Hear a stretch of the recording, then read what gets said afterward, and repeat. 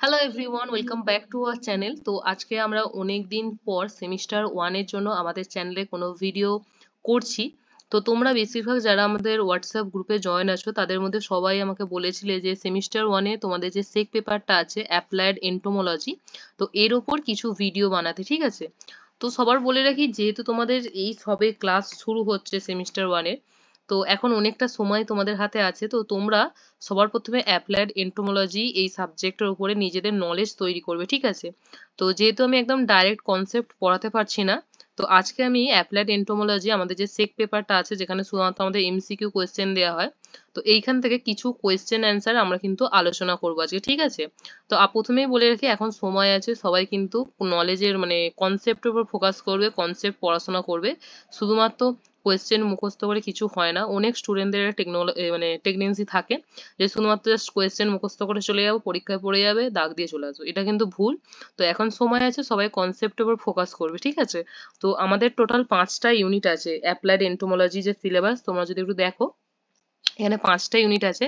তো আজকে আমরা 5টা ইউনিট থেকেই কিন্তু কোয়েশ্চেন করব, খুব অল্প অল্প করে কোয়েশ্চেন করব, হয়তো 15 থেকে 20টা করে প্রত্যেকটা ইউনিট থেকে আমরা কোয়েশ্চেন করব, ঠিক আছে? কোয়েশ্চেন তার সাথে উত্তরটাও তোমাদের বলে দেবো। তো ফার্স্ট ইউনিট আমাদের যেটা আছে সেটা হচ্ছে বেসিক অফ এন্টোমোলজি আছে, ঠিক আছে? দেখো 1 নম্বর কোয়েশ্চেন কি আছে। 1 নম্বর কোয়েশ্চেন বলছে দা মাউথ পার্টস অফ হানি বিস আর প্রাইমারলি অ্যাডাপ্টেড ফর, এই দেখো the mouth parts of honey bees are primarily adapted for, এখানে সঠিক উত্তর কিন্তু হয়ে যাবে আমাদের option C, chewing and lapping. তারপরে 2 নম্বর কোয়েশ্চেন যেটা আছে, 2 নম্বর কোয়েশ্চেন বলছে in cockroaches gaseous exchange occur through, ঠিক আছে? গ্যাসিয়াস এক্সচেঞ্জ কিসের থ্রুতে হয়? অপশন বি হয়ে যাবে এখানে সঠিক উত্তর, সেটা হচ্ছে ট্র্যাকিয়াল সিস্টেম। এখানে যে ককরোচ আছে, ঠিক আছে, এই ককরোচটা আমাদের কিন্তু প্র্যাকটিক্যালেও আছে, তাই আমাদের ককরোচটা কিন্তু খুব ভালো করে করতে হবে। ককরোচের যে বডি পার্টস গুলো আছে, হেড, মেনলি হচ্ছে ককরোচ, এই টপিকটা খুব ভালো করে পড়তে হবে, যেহেতু আমাদের প্র্যাকটিক্যাল এক্সামে আমাদের ককরোচকে ডিসেকশন করে দেখাতে হয়, ঠিক আছে? তো ককরোচটা আমাদের কিন্তু খুব ভালো করে পড়তে হবে। ওকে, এরপর হচ্ছে 3 নম্বর কোয়েশ্চেন, সেটা হচ্ছে compound eyes of insect detect mainly, ঠিক আছে? কম্পাউন্ড আইস থাকে হচ্ছে ককরোচের কিন্তু compound eyes, okay? Compound eyes of insect detect mainly, option D হয়ে যাবে এখানে সঠিক উত্তর, মুভমেন্ট অ্যান্ড লাইট, ওকে? আচ্ছা, 4 নম্বর কোয়েশ্চেন আছে অর্থোপটেরা ইনক্লুডস।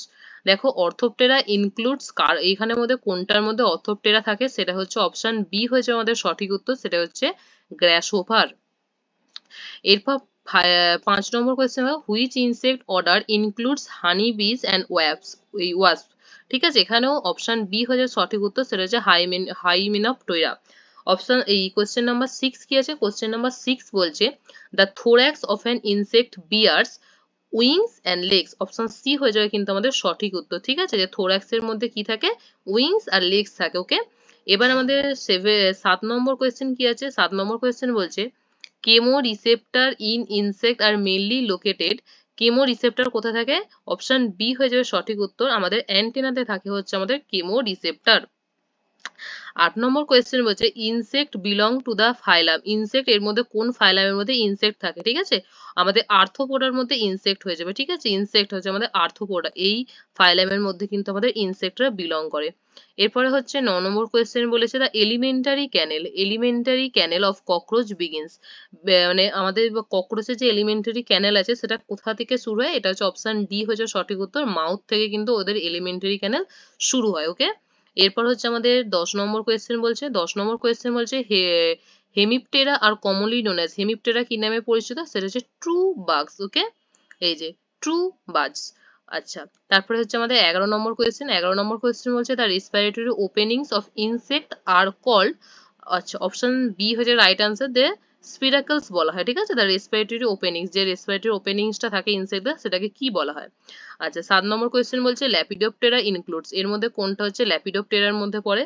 সেটা হচ্ছে option C, butterflies and moth, ঠিক আছে? ল্যাপিডোপ্টেরার মধ্যে পড়ে।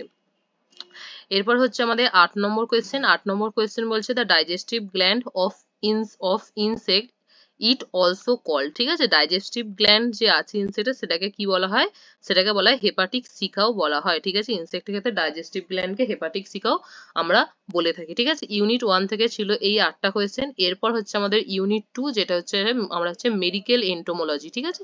ইউনিট 2 আমাদের আছে মেডিকেল এন্টোমোলজি।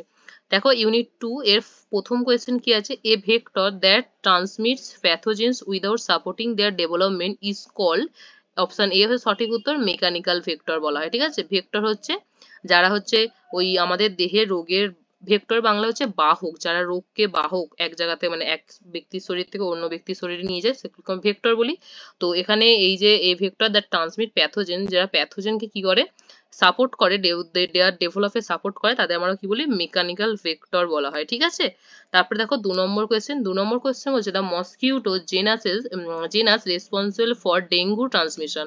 ডেঙ্গু ট্রান্সমিশনের জন্য কে দায়ী, এক হচ্ছে এই অপশন বি হবে সঠিক উত্তর, আমাদের হচ্ছে এডিস মসকিউটো। 3 নম্বর কোয়েশ্চেন, সেটা হচ্ছে ফাইলেরিয়াসিস কজড ফাইলেরিয়াসিস কার কারণে হয়, সেটা হচ্ছে অপশন সি হবে সঠিক উত্তর, ফাইলেরিয়াল নেমাটোডস। আচ্ছা, তারপরে দেখো কোয়েশ্চেন নাম্বার 4, দেখো minds belong to the class, ঠিক আছে। Minds belong to the class, এখানে মাইন্ডস কোন ক্লাসের মধ্যে বিলং করে, অপশন বি হবে সঠিক উত্তর, সেটা দেখো অ্যারাকিনা, সরি ওই উচ্চারণটা ভুল হয়ে গেল, ঠিক আছে, অ্যারাকনিরা। ওকে, বি হয়ে যাবে আমাদের সঠিক উত্তর। এরপর 5 নম্বর কোশ্চেন দেখো, স্যান্ডফ্লাইস মানে মাছি, স্যান্ডফ্লাইস ব্রিড মোস্টলি। স্যান্ডফ্লাইস কোথায় মেনলি রিপ্রোডাকশন বা ব্রিড করে, সেটা হচ্ছে মাড ওয়ালস, যে মানে স্যাঁতস্যাঁতে যে দেয়ালগুলো হয় মাটি সেগুলো সেখানে, ঠিক আছে।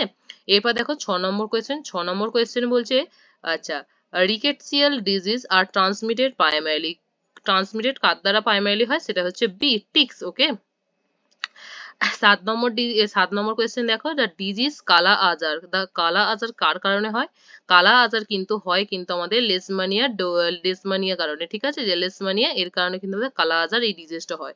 8 নম্বর কোয়েশ্চেন হচ্ছে which is not a mosquito borne disease, ঠিক আছে, কোনটা হচ্ছে মসকিউটো দ্বারা হয় না, সেটা হচ্ছে অপশন ডি, টাইফাস কিন্তু আমাদের কিন্তু মসকিউটো দ্বারা হয় না, বাকি যে আছে ডেঙ্গু, ম্যালেরিয়া, ইয়েলো ফিভার এগুলো সব কিন্তু আমাদের মসকিউটোর দ্বারা হয়। 9 নম্বর কোয়েশ্চেন বলছে vector that transmit pathogen without supporting their development, এটা তো পড়লাম আগের এক সেম কোয়েশ্চেন, সেটা হচ্ছে মেকানিক্যাল ভেক্টর আমরা বলে থাকি যারা প্যাথোজেনকে সাপোর্ট করে ডেভেলপে, ঠিক আছে। তারপরে দেখো 10 নম্বর কোয়েশ্চেন বলছে, 10 নম্বর কোয়েশ্চেন বলছে the mosquito genus responsible for dengue transmission. Okay, dengue ট্রান্সমিশনের জন্য পড়লাম হচ্ছে অপশন বি, এডিস, এটাও সেমই কোয়েশ্চেন দিয়েছে। আচ্ছা, মনে হচ্ছে এর পরগুলো সেম কোয়েশ্চেন চলে এসেছে, মনে হচ্ছে ফাইলেরিয়াসিস, কি রে